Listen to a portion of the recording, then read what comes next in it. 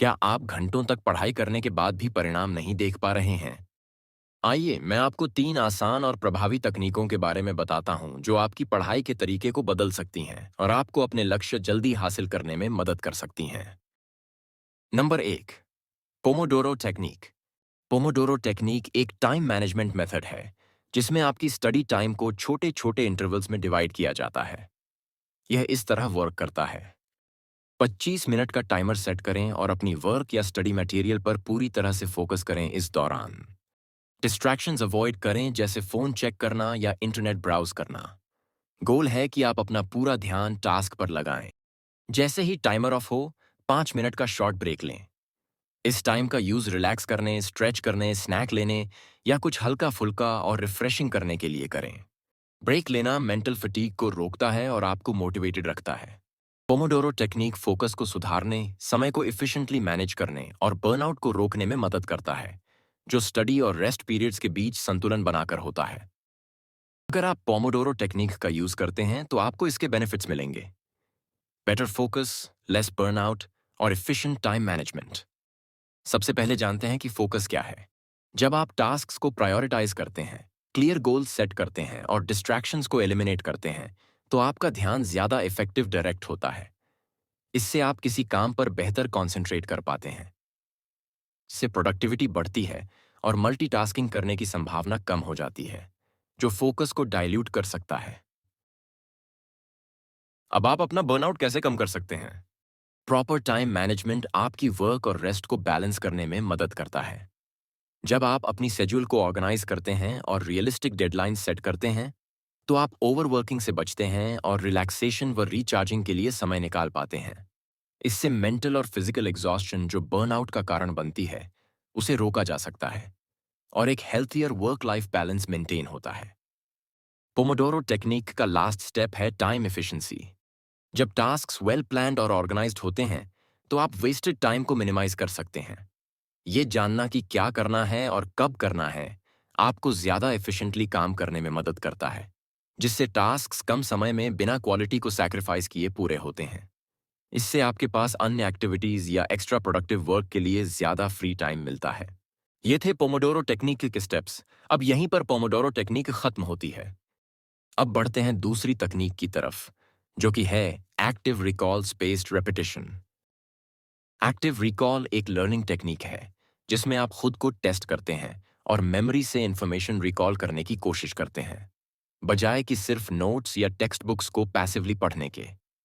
जब आप सोर्स को देखे बिना इंफॉर्मेशन याद करने की कोशिश करते हैं, आपकी मेमोरी स्ट्रांग होती है और नॉलेज लंबे समय तक रिटेन रहती है।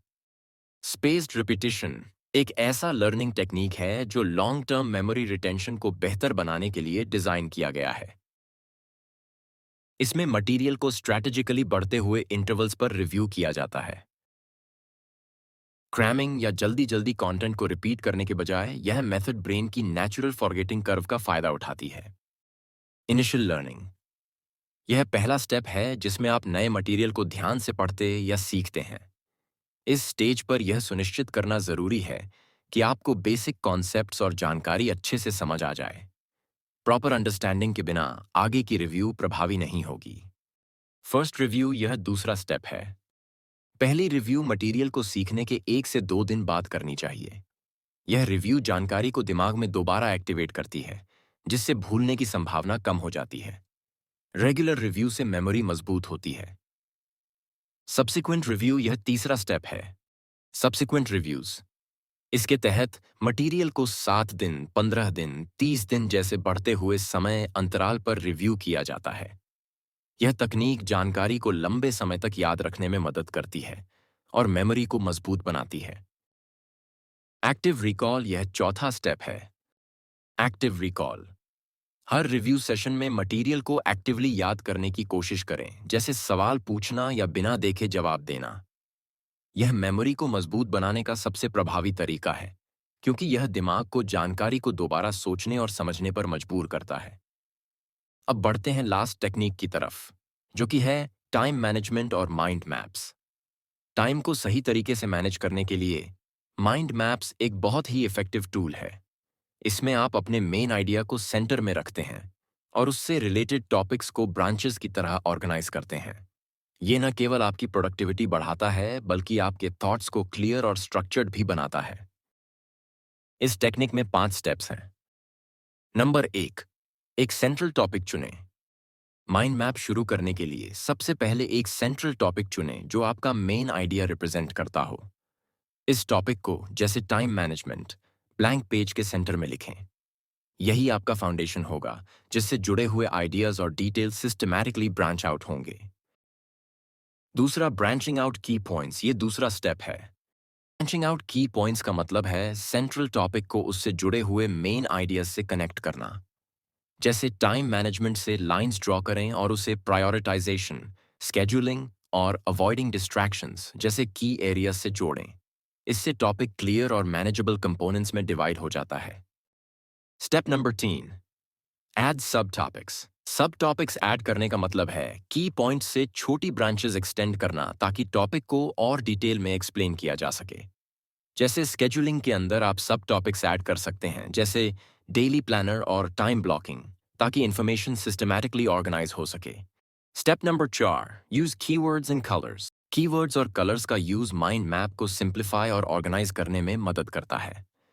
कीवर्ड्स कंटेंट को कंसाइज रखते हैं और अलग-अलग कलर्स या सिंबल्स ब्रांचेस को डिफरेंशिएट करते हैं, जिससे यह विजुअली अपीलिंग और समझने में आसान बनता है। यह आखिरी स्टेप है रिफाइन और कनेक्ट। रिफाइन और कनेक्ट का मतलब है माइंड मैप को रिव्यू करना, ताकि यह क्लियर हो, और रिलेटेड आइडियाज के बीच रिलेशनशिप्स को शो करने के लिए कनेक्टिंग लाइंस ऐड करना। इससे मैप ज्यादा कोहिसिव और समझने में आसान बनता है। अगर आपको हमारी ये वीडियो पसंद आई है तो इस वीडियो को लाइक करें, सब्सक्राइब करें और शेयर करें। साथ ही कमेंट में बताएं कि अगली वीडियो किस टॉपिक पर चाहिए।